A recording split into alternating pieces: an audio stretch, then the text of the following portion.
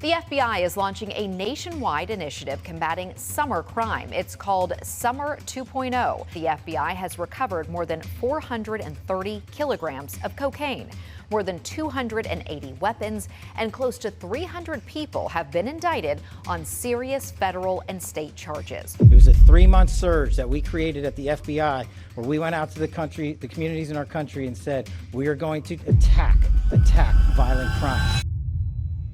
For months, something was moving beneath the surface in West Virginia and Maryland.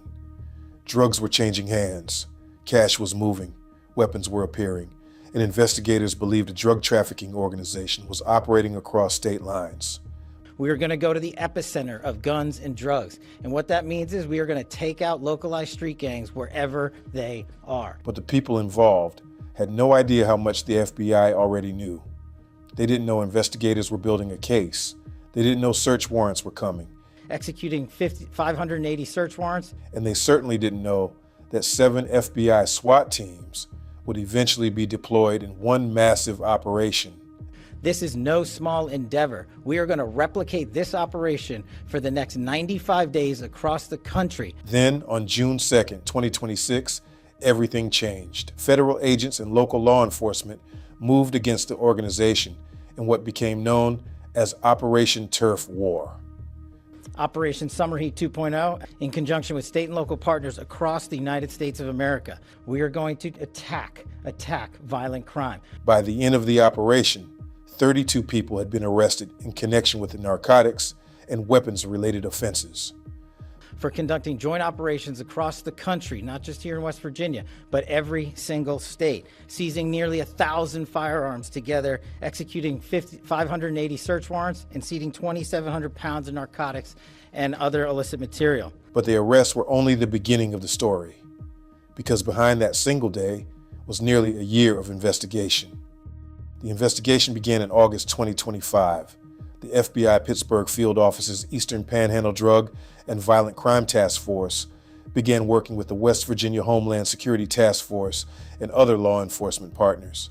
Their goal was to understand how the suspected trafficking organization operated, who was supplying the drugs, who was distributing them, where was the money going, and how were weapons connected to the operation. Investigators gathered intelligence and developed evidence over the following months. Then, in January 2026, law enforcement executed 6 search warrants in a single day. 7,750 search warrants executed. Those searches provided investigators with additional evidence and helped reveal the scale of the operation. But authorities didn't immediately launch the final takedown. Instead, the investigation continued, because dismantling a trafficking organization isn't simply about arresting one person. Investigators need to understand the network. A supplier can lead to a distributor can lead to another suspect. A phone number can lead to another location, and one piece of evidence can connect completely separate investigations. So the FBI continued building the case. By the time Operation Turf War reached its final stage, investigators had seized a significant amount of drugs. Approximately 13 kilograms of cocaine were recovered. That's roughly 28 pounds. Authorities also seized about 110 pounds of marijuana. And 45,000 kilograms of cocaine. That's just a 3-month surge from last summer. But another substance made the case even more serious: fentanyl. Investigators recovered approximately 5 to 10 grams of fentanyl. They also seized about 2 ounces of psychedelic mushrooms. Then came the weapons. More than 20 firearms were recovered, along with magazines and ammunition. And there was something else investigators were interested in: money. Approximately $273,035 in cash was seized. 29 cellular devices were also recovered. Searches themselves resulted in the seizure of both narcotics, a firearm, and numerous digital devices which may have been used to set up and facilitate this activity online. To investigators, these weren't just random items. Together, they could help explain how the organization functioned. Drugs could show what was being distributed. Cash could reveal the financial side. Weapons could demonstrate the danger surrounding the operation. And phones could potentially reveal connections between people. Every piece of evidence could become another piece of the puzzle. Then came June 2nd, the day the FBI had been preparing for. Law enforcement teams began moving across West Virginia and Maryland. 7 FBI SWAT teams were involved. More than 100 FBI personnel supported the operation. Agents, intelligence analysts, tactical personnel, and other specialists were brought together. FBI personnel from Pittsburgh, Baltimore, and Washington also supported the effort. This wasn't a small local raid. It was a coordinated federal operation. You have a warrant for your arrest. Come to the door, open it now, we know you're inside. And within hours, suspects began going into custody. By the end of the takedown, Last year alone, Operation Summer Heat netted 8,600 arrests, 7,750 search warrants executed. 32 people had been arrested in connection with narcotics and weapons-related offenses. But Operation Turf War wasn't only about the arrests. It was also being used to test and demonstrate new investigative capabilities. One of the most interesting was rapid DNA technology. During the operation, the FBI deployed its rapid DNA system on a large operational scale in the Pittsburgh area. Instead of sending a DNA sample through the traditional process, investigators can use the system to rapidly develop a DNA profile. According to the FBI, the process can take approximately 2 hours. That profile can then potentially be searched against federal DNA databases. Why does that matter? Because an arrest can sometimes produce information about crimes that investigators weren't originally looking at. A suspect arrested for one offense could potentially be connected to another investigation, another crime, another location, or another case that had remained unsolved. This is where modern federal investigations become much more than traditional police work. The raid may last only a few hours, but the evidence collected during those hours can continue generating leads long after the operation is finished. The 29 phones seized during Operation Turf War could be especially important. Modern smartphones can contain enormous amounts of information.